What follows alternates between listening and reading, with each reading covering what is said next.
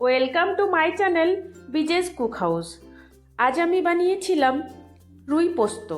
তো চলুন দেখি এই রুই পোস্ত বানানোর জন্য আমি ঠিক কী কী উপকরণ নিয়েছিলাম।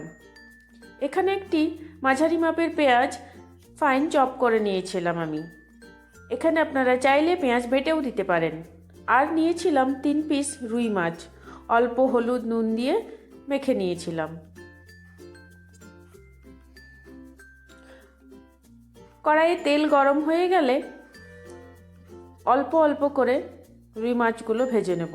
এখানে মনে রাখতে হবে রুই মাছগুলো খুব বেশি লাল লাল করে ভাজা চলবে না।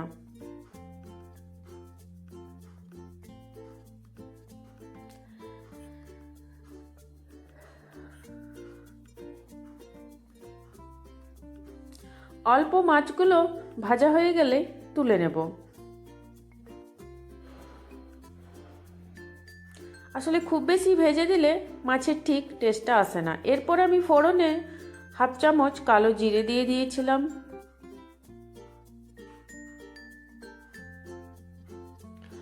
আর এখানে নিয়ে নেব কাটা পেঁয়াজগুলো।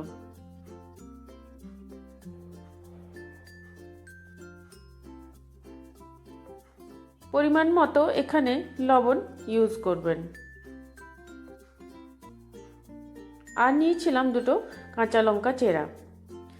আর আমি এখানে কিছুটা দই ফেটিয়ে দিয়ে দিয়েছিলাম। আর আমি কিছুটা টমেটোও নিয়েছিলাম।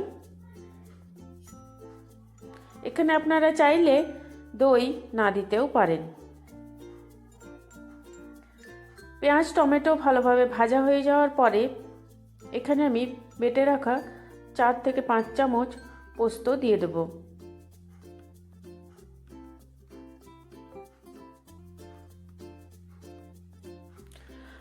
পোস্ত থেকে তেল ছেড়ে গেলে মানে পোস্ত ভালোভাবে ভাজা হয়ে যাওয়ার পরে এখানে আমি জল অ্যাড করে নেব।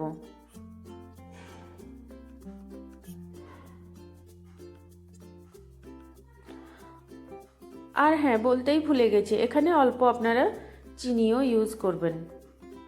এরপরে যখন জল ফুটে যাবে একটি একটি করে মাছ পোস্ততে দিয়ে দেব।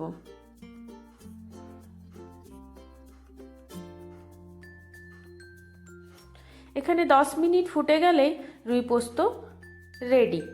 তো আমার এই রুই পোস্ত রেসিপি আপনাদের কেমন লাগলো অবশ্যই কমেন্ট করে জানাবেন এবং আমার চ্যানেলটি সাবস্ক্রাইব করে দেবেন নতুন নতুন ভিডিও পাওয়ার জন্য। আর আপনাদের ভালো লাগলে রেসিপিটি বাড়িতে বানিয়ে দেখবেন। থ্যাংক ইউ, ধন্যবাদ।